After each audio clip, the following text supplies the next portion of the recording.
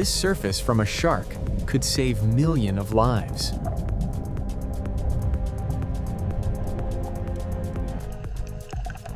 Sharks rarely get infected directly because their skin naturally kills bacteria. Tiny ridges on shark skin physically tear bacteria apart, stopping them from growing. Hospitals fight deadly infections every day napping, and antibiotics are losing the war.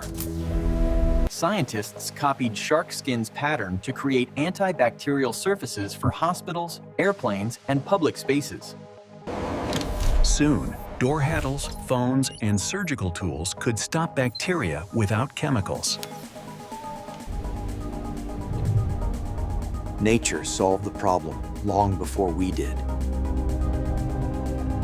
This is how the future is being built, by copying life itself.